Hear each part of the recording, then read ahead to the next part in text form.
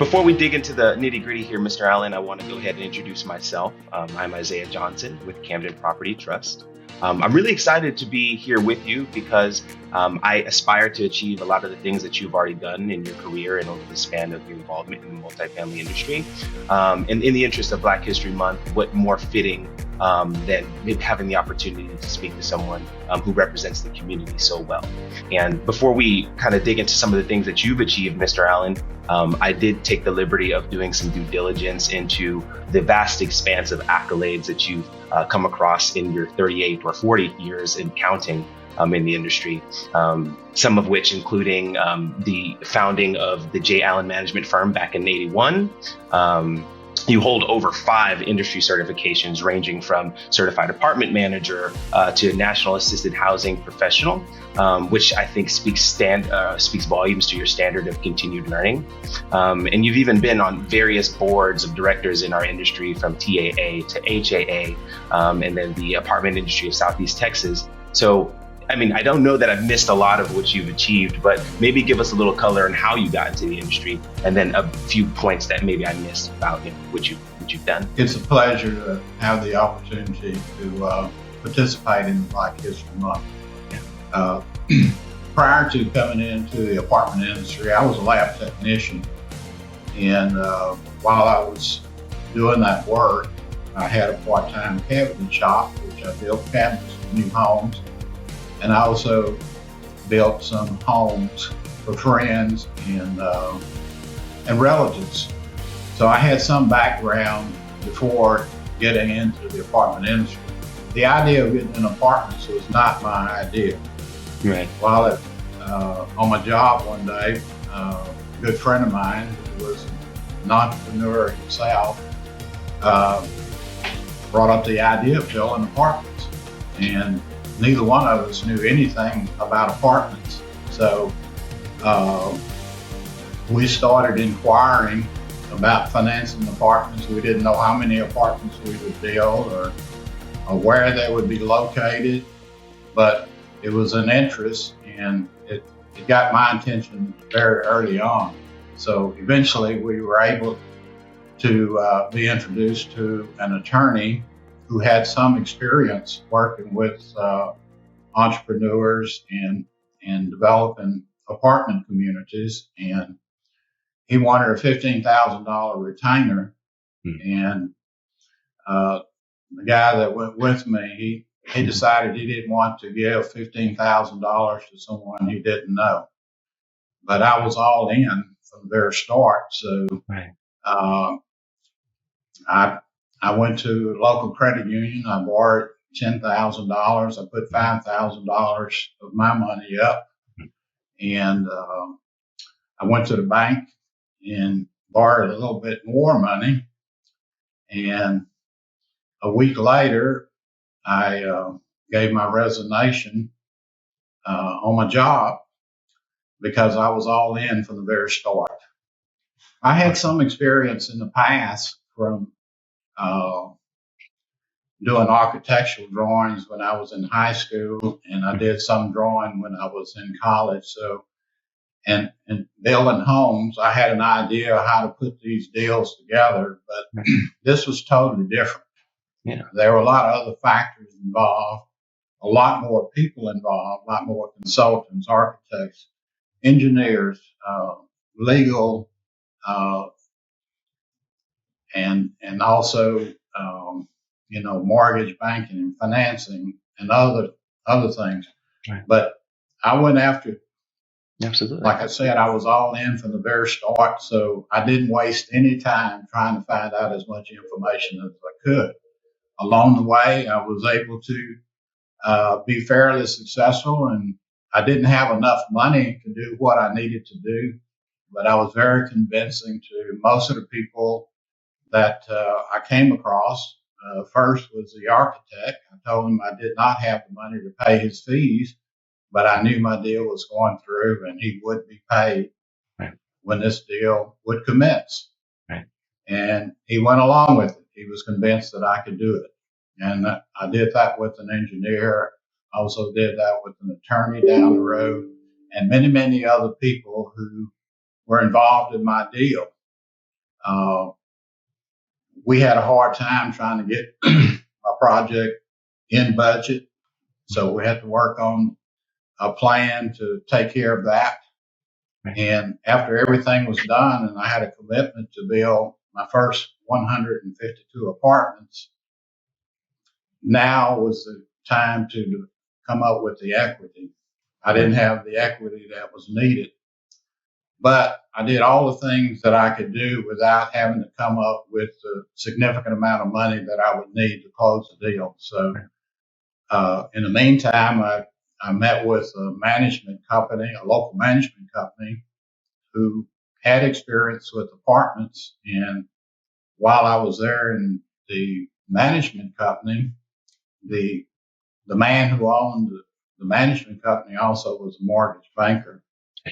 And when he found out that I had a commitment to build the apartments, he was so impressed. He decided that he would help me. And he said, "You don't know this, but you'll need at least $250,000 just to get this project to the closing." And I said, "I don't have $250,000. He said, "Since you have a commitment and you've worked this hard, I want to help you."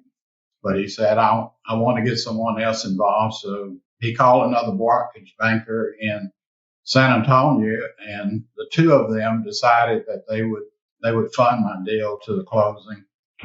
And in the meantime, they introduced me to a law firm in Corpus Christi that do deals, and they raised money to do these kind of deals. So they started all the paperwork and the process. And long story short, within 60 days, I was at the closing table and closed my first deal. And was ready to start the construction. I had selected a contractor, and I began the construction of those apartments. And as soon as I started construction, I was able to start another deal. And I used the same exact architectural plans as I did on the first deal, just on a different site. And within 6 months, I was again ready to close another deal and started construction.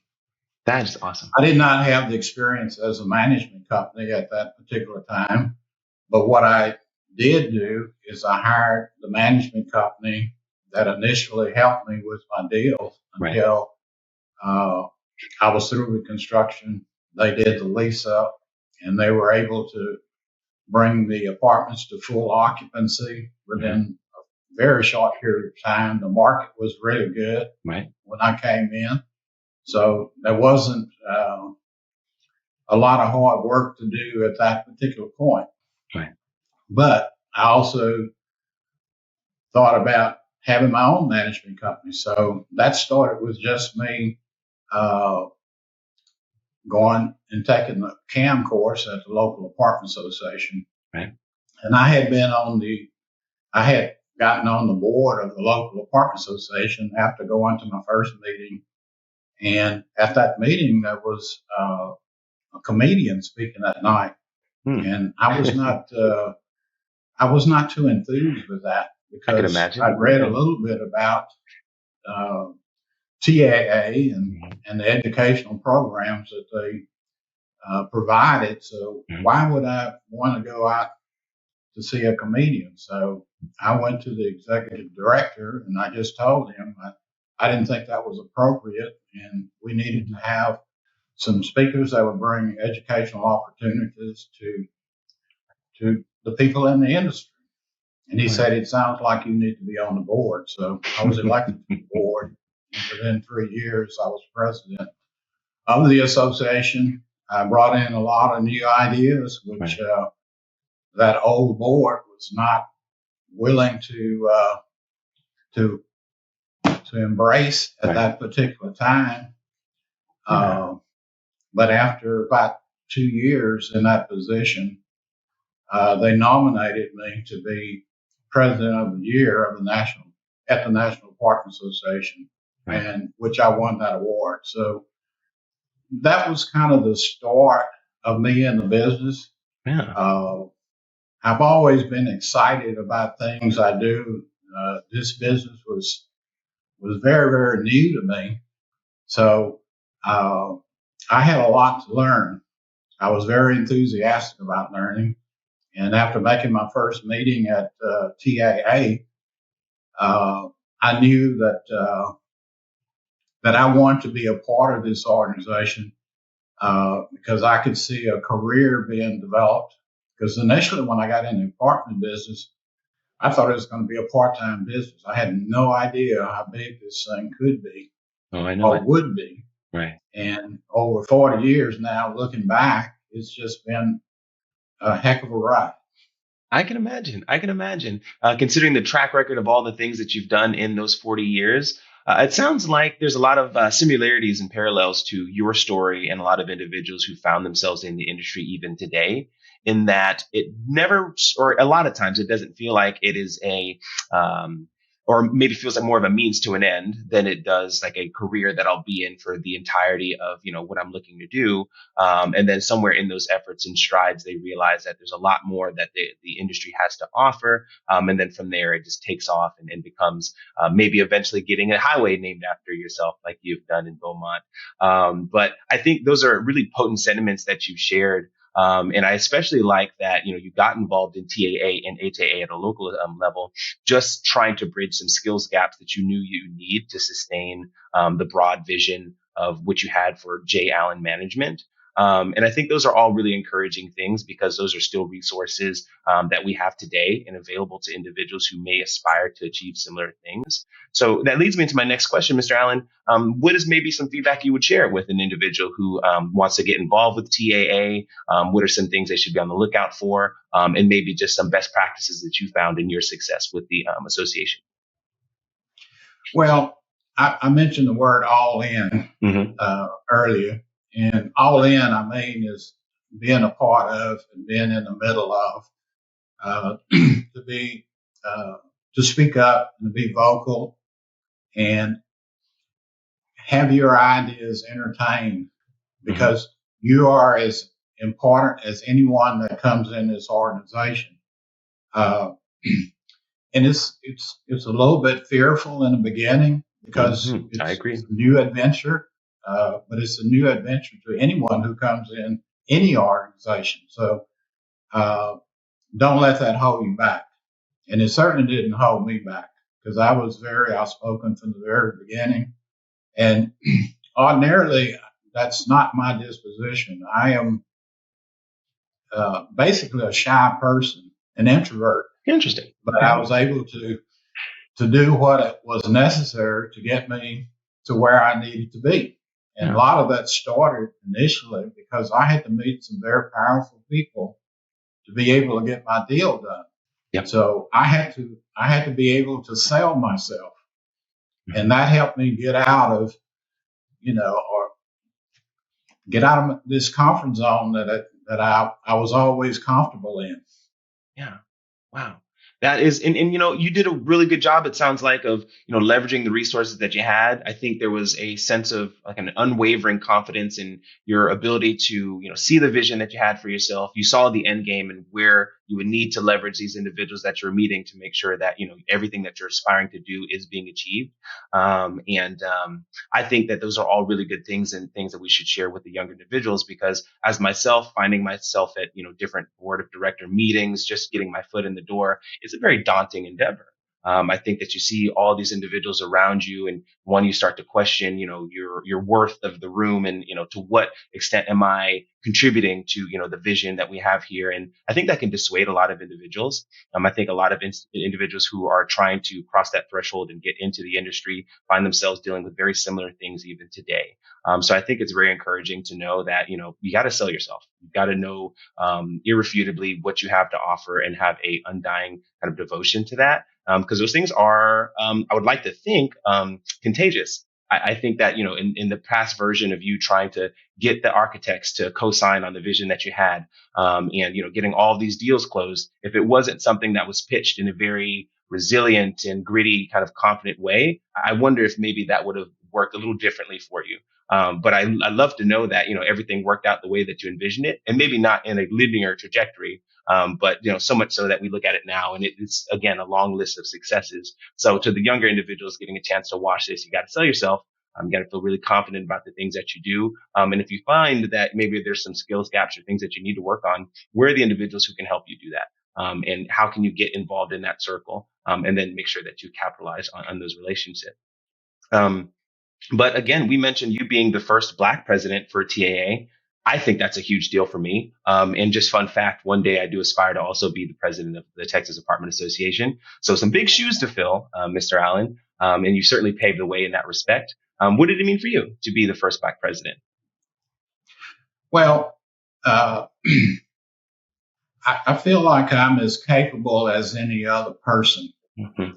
And I felt that way from the very beginning in the organization. But I also recognize the fact that, I had to spend some time to get to know the people. I needed to get to know how the organization worked and also be a part of it. So I served on committees like everyone else. Yeah. Eventually, I became the chairperson. I think I was chairperson of a committee after I've been on TAA board for 2 or 3 years. Right. And about the 4th or 5th year, I was named to the executive committee. And along the way, I've had other committees that I've been chairperson of, to and including the legislative committee, which is probably the most prestigious chairperson to be on. So I really enjoy that. And I can't say that in the beginning it wasn't a little intimidating, but, I stepped up to the plate and I was able to do some things that I've always wanted to do because, I had some ideas too, just like everybody else that comes in the organization. And my thoughts were not just to do what I saw the last person do or the person before them. I had my own ideas. I had my own vision of what I saw in TAA. One of the first things I brought in, doing my presidency, and I said it in my opening speech in the first article that I wrote in TAA, I wanted to step up funding the PAC. Right. And I thought that was something very important because I could see how that made a difference in the legislation that affected our industry. So that was something that I pushed on. And I was a little bit scared at first because when you mention that, particularly to the locals, they're always challenged with raising money, and now you're asking for more money. Yeah. And I remember when I went to my first quarterly meeting, a couple of the large associations came up to the microphone and they were not exactly happy about having to pay more, for their fair share. But the real thing that happened is that each one of them came up with their full share check. They want to express that they weren't necessarily happy, and it was challenging to do that. And it's still a challenge today. But we need more and more and more because we have more challenges as an industry to deal with. Oh, yeah. And we need money to do that. We need lobbyists to do that. We need to have the people in place that's going to protect our industry and protect the profession that, we so love. Yeah, no, I think that's masterfully said. And, I recently had the opportunity to kind of see what the right hand is doing, so to speak, at a lobby day with TAA, just to kind of better understand all the things that we're doing and trying to influence to better the industry. And it's an ever changing industry. So you make a very good point, and, there's a lot of challenges and things that we face. Maybe could you give us a little color on a individual challenge that you saw through the course of being TAA president, why it was significant and how you're able to overcome that? Well, initially, and this was really before being president, being the chairperson of the convention, Mm-hmm. or the TAA Educational Program. Mm-hmm. I was a little scared because, I want to get a good speaker. I want to raise the money. It's very important to TAA bottom line. Yes, it is. So there was a little bit of concern that I would be able to do that. So, I always think big. Right. So I want to get a big speaker. There you go. Yes, sir. And so on my own, even though the TAA staff assist you in getting speakers, Mm-hmm. I went out on my own. Yeah. And the first person I tried to get was Oprah Winfrey. That's a lofty goal. And that was a lofty goal. Yeah. And I pursued that for a couple of months, and I was not successful in doing that. It's okay. And while I was in Houston, that's where I was installed as president at the George R. Brown Center. Nice. One of our members whispered in my ear. She said, "Why don't you try President Bush?" Well, we have never had a speaker of his caliber Mm-hmm. come to TAA. And one of the reasons we never had one is because it's very expensive. Yeah. A lot more than what we had a budget for. Yeah. So I took the ball and I started running with that ball. Yeah. The very next day, I wrote a letter to President George H.W. Bush. And I said, "Dear Mr. President, I am being installed as the 45th president of the Texas Apartment Association. And while that may not be significant since I'm number 45, I am the first African American. Mm-hmm. And I need a man of your caliber to be our opening speaker so that I can leave an indelible mark on this association." Mm-hmm. Yes, sir. And the one problem I had is that I had known what his fee would be, and my budget was about a third of what his fee is. And so I called a friend of mine that I had served on the state board with, who played tennis with him at one time. Yeah. And I said, "How do I overcome this fee factor?" He said, "Just put in there a generous speaking fee, and then try to get his attention, and then you can tell him what the actual fee is." Right. So that's what I did. And in my letter, I closed my letter out and I said, "Mr. President, again, I think you are the person that will leave an indelible mark on this association, and certainly my presidency." Right. And also my friend, and I named him, thinks that also. A week later, I got a letter from the president's press secretary, and she said, "Well, Mr. Allen, the president is interested in your event,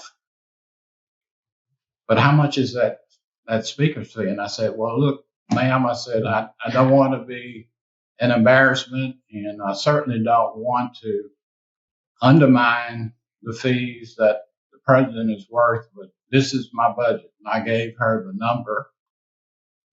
And she said, "Well, he is interested, and he's going to be in the office within the next hour, and we'll get back with you."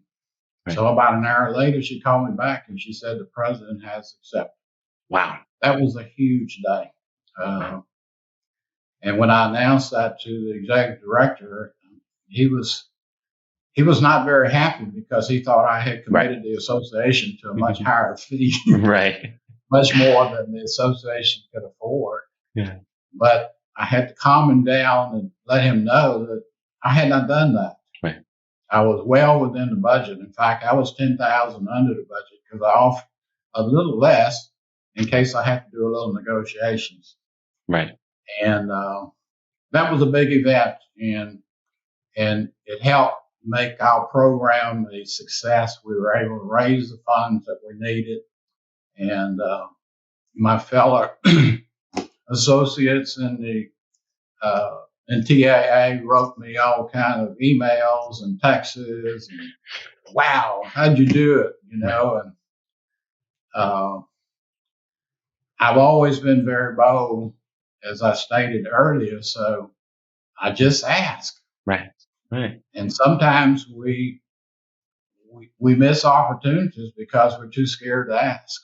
I know it. I know it. My grandfather used to tell me all the time, say, Isaiah, closed mouths don't get fed, which is to say, you got to reach out. You've got to, make the inquiry. You've got to make sure that if you need something, you verbalize it and try to bring it to fruition. And you've certainly done that. And I think it segued really well into one of the biggest, if not the biggest accomplishment that you had through being the TAA president. Certainly a significant one, I'd like to think, in the influence that you're able to bring to the association. And I think that's a very powerful thing to have achieved.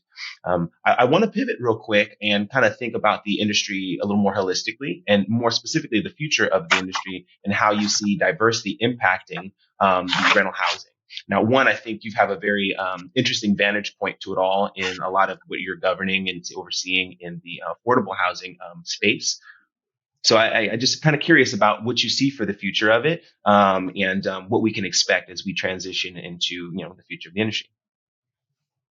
Well, the demographics of the state is just changing or evolving all the time, and the census that we had 40 years ago when I came in the industry has dramatically changed. You mentioned affordable housing. Mm-hmm. It's huge in our state right now, and it represents a lot of underserved community. Mm-hmm. So, and the people who represent those populations are people who look like me. Yes, sir. But the numbers are not that great, and we need to get more people involved. Right. And I'm not sure. I'm not sure what the path is. Mm-hmm. I think it's more attraction than promotion. Yeah, I would agree. That's why I stay involved with TAA. Mm-hmm. Yeah. That's why I stay involved with other organizations. I'm hoping that people will see that if I can do it, they can do it also. And I hope people have the faith that people that look like me can and will do the job. Absolutely. Absolutely. I couldn't have said it any better myself, Mr. Allen, and I appreciate you sharing that perspective. And I guess, what does that mean for the diversity of or at the association level? I like to think that this is a very important thing. You see DEI governance becoming a paramount kind of layer to the future and how we're setting ourselves up for success. What do you think about the importance of diversity in an association? Well, I think it's very important. I mean, I was placed on a state board. I was appointed by a governor many years ago. Mm-hmm. And this governor stated to me, I want this state and all the organization within the state to look like the demographics of the state. Of the state. Wow. And I understood very clearly what that meant. And we have to do the same thing with TAA. Mm-hmm. However, it's a dual problem or a dual issue. It's not just with TAA. We have to get the locals to buy in, because that's where the people are fed to the TAA board. is from the locals. There are many, many, many capable people. While I had an opportunity to go to most of the locals in Texas when I was president, I saw I saw a lot of people who were very, very capable, who were not in leadership positions, who were not identified as potential board members for TAA. People who had, all the qualities that was needed to be a leader in the state of Texas, Right. in the apartment industry. But they did not move up to the state because they were not identified at the local level. And that's got to happen before TAA have enough people to be representative. Right. We have a few more people than when I came in. I can't remember anybody that looked like me that was on the board at that particular time. Right. And it took me a lot longer to go up the ladder than some of the other leaders who came in the association. In fact, at one point, after serving on the executive committee 3 or 4 times, I told the president at that particular time when it was time to elect new leadership that if I was not put on the ladder of leadership, that I was resigning from the board. Wow. And I had been told about 10 years or so by a past president. He said, Josh, if you don't speak up, you will never step up. Mm-hmm. Wow. So at that particular time, and it was really something my wife encouraged me to do. She said, there's no one who's given more to this association in time, money, leadership. Why haven't you had the opportunity to do this? Yeah. And I had to question myself. I'm just as capable as anyone else. Mm-hmm. Yeah. And finally, after making that statement, I was asked to go out for a cup of coffee, and the president wanted to inform me. I thought he was going to say, well, we're going to just maybe catch you next time. Right. He said, you made it. So it was an exciting day in one way, but it was also kind of a letdown because it took the time that it took, and I saw people going around me. Yeah. During this period of time. Yeah. And there's always fear. I always thought that maybe people didn't like me because of who I was, of my ethnicity or whatever. But a lot of times it's people just don't know me. And if you got to know me, you'd probably like me. You'd probably be impressed with some of the things that, that I can and will do. Right. Wow. I think that sounds a lot like some of the things that I've even experienced firsthand in just my strides to, find my place in the industry. And more so in the sense that I think sometimes a lot of the things that we have in our head can be self-fulfilling prophecies, or maybe just kind of obstructions that we'll put for ourselves in the assumption that maybe I'm being perceived a specific way, or maybe my opportunities are being hindered because of a specific quality that I have. It took a good amount of time for me to get to the point of realizing that, Isaiah, I think that if you get to the point of sharing more of who you are, and I think this is actually a sentiment I got from Carla Harris, really very powerful speaker. And ultimately her whole message is, be your most authentic self. Make sure that you're being candid in who you are, sharing that, finding opportunities to do that. And I think that the chips will fall as they may, if you can make that a habit and something that you're doing regularly. And it sounds like a little bit, Mr. Allen, that you were ahead of your time in your thinking. And I say this because The environment now feels like, you've got these younger generations and they're aspiring to find their place also in the industries that they represent. And the thinking has shifted in that before, the traditional trajectory was more, let me earn my stripes. I'll do my due diligence.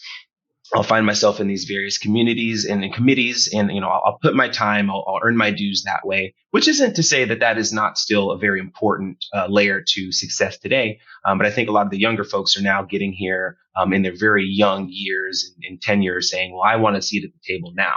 I'm very confident in my wherewithal and propensity to achieve. So for that sake, where's the opportunity for me to display that, and how can I do more earlier?" And I think that's a big thing that we're seeing at the association or local association level, and even in a more broad sense, as we try to retain and attract those newer individuals to find their place. We're very much in a transitional period to where the baton is being passed, and now the next generation, if you would, is taking their step up and finding their way down the path that you all have paved for us. So a lot of the thinking that you've had back then feels like what I'm hearing a lot of from the individuals who are aspiring to do what you have done. So you're certainly a pioneer in that sense. And, I appreciate you sharing the sentiment for all of the younger individuals who are watching today. And I would hope that you're able to use this as fuel to keep you going and keep yourself resilient through achieving all the things that you envision for yourself. And I guess my next question to you, Mr. Allen, would be, what changes do you feel like are important today in the apartment industry to foster greater diversity? Well, I don't see a lot of dramatic changes. Mm-hmm. I just think that we need to be aware that everyone has something to contribute. Mm-hmm. When I came on as president in my first executive committee meeting, I was able to, I told my board, I want everybody to contribute. And there were a few new members of the executive committee. And so, they were a little bit nervous about making comments because they felt like probably they didn't know very much. But I said, I want everybody to contribute. And if we get on a particular topic, I want as much input as we can get. So to be able to do that, I may have to call on you individually. Mm-hmm. And I did. And it's amazing, that it brought some people out of their shell, and they were able to be a little bit more comfortable. And in future meetings, they were speaking up more. Right. So we have to do that within the association. Just because someone sits in the back of the room doesn't mean that they don't have something that they need to or want to share. And we can point those people out. Mm-hmm. Yeah. And I do that. And I did that. And it benefited me. That's awesome. I think, there's a lot of variation in the kind of leaders and individuals that we have among us, some more extroverted than others. Maybe some will be more outgoing and more comfortable with speaking publicly and, sharing their ideas. And I think you've made a very good point in just recognizing that everyone has something to contribute. My grandfather always told me that everyone you meet has something that they can teach you that you do not know. Doesn't matter what age they're in, or which community they represent. There's always something that you don't know that they may be able to contribute to your class of learning, and that's something that I've held very closely with me. And I can see that resonates very deeply with your ideas that govern all that you do. Like I said, you've been in business with the J. Allen Management Firm for over 40 years now, and I'd like to imagine that all of these standards have trickled down into the organization and contributed to the success in that way. It is very important that, in order for this conversation to be one that is consistently positive and consistently happening from all layers of those involved, you've got to give the spotlight, so to speak, to individuals to, kind of play with the idea of sharing all the things that they have on their mind. And maybe they might not be the best idea up front, but what you're doing is creating a lot of confidence, and making it more likely that the next time they have the opportunity to share that they will. So again, I think that the younger individuals have a lot to take from that sentiment, and I hope they do. What do you think that we as the next generation, or how can we, the next generation, contribute to a positive future for the association? Now that we know that, we've got to speak up and we've got to, make our presence known, what do we do from that point? Well, I don't think there's much new that we need to be focusing on. Mm-hmm. I think that everyone, again, has contributions that they can make to the association. Right. Being a part of a group like TAA increase the opportunities of growth and professionalism. And, to me, I owe a great deal of gratitude for all the years that I've had the opportunity to participate. Yeah. So everyone can benefit from that. So it doesn't mean that because you're new does not mean that you can't benefit. And every opportunity that you have to participate is an opportunity to grow. Right. All right. Now, for the record, Mr. Allen, I do want to share that I do recognize you as a leader and inspiration to myself personally. I hope that a lot of individuals who are watching can also share in that. But what are some role models that you had as you found yourself in the stride of becoming who you are today? And what was some of the best advice that they gave you? Some of the greatest role models I had were not people traditional that you would think of. Okay. They were my teachers. Okay. Yeah. I had good teachers. And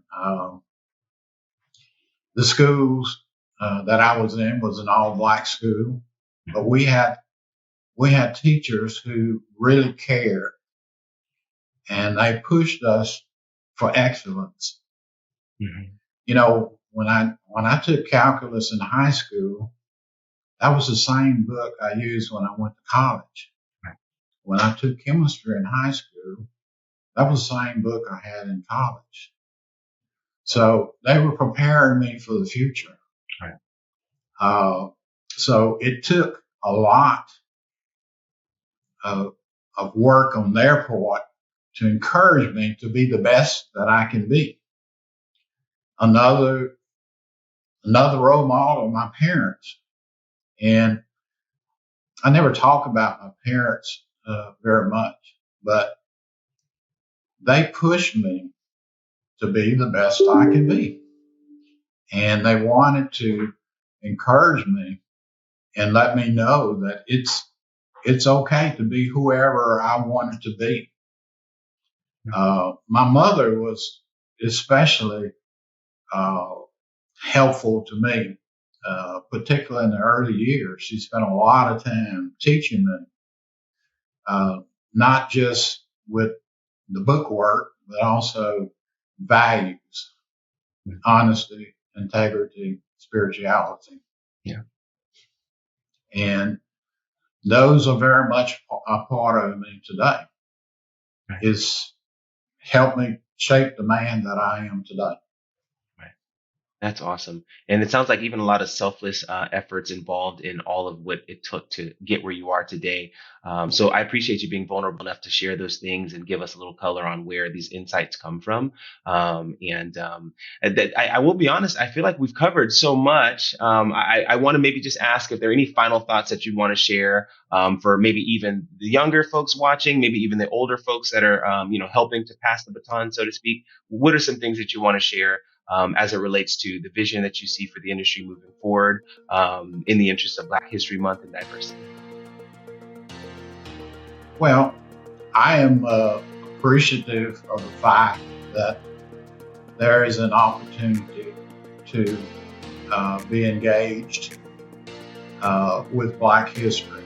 Yes. This is a first. In all the years that I've been in TAA, that there has been a recognition of that. So that's an important first step for the association to move forward. There's a lot of talk about diversity, but diversity is action. Yes. Diversity has nothing to do with just sitting back and making statements. Mhm. I am proud of the person who I am today, and the fact that I am black.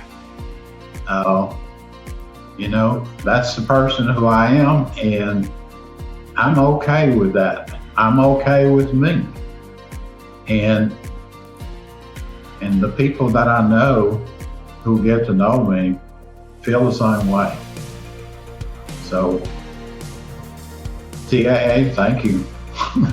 That's Thank awesome. you for entertaining Black History Month. Absolutely, absolutely. I share the sentiment. I appreciate it, TAA. It's really important that Black History Month find its place in the mosaic of American history. And I think that, to your point, it happens through action, but even also in the recognition of those who have taken the action, they've achieved, in telling their stories, archiving their stories in a way that allow the individuals that come after them to learn from them, to resonate with them, and commune with them. And I think we've certainly done that today, Mr. Allen. So to those who have felt empowered and inspired by Mr. Allen today, like you said, go for it. You got to have the resilience and confidence in yourself to make the things that you want to happen. And again, Mr. Allen, I just want to thank you for taking the time to share your story and feedback with us. And I hope that we find the opportunity to connect again in the future. I don't doubt that our paths will cross again. But for the time being, again, I just want to thank you for everything. Well, I hope I'm around when you're president of TAA. We've got some time. I'm all of 28 now. I don't know if there's an age limit before you can get there, but I'm going to keep digging a little bit and then we'll get there. Just keep doing what you're doing. Yo, sister, I really appreciate that.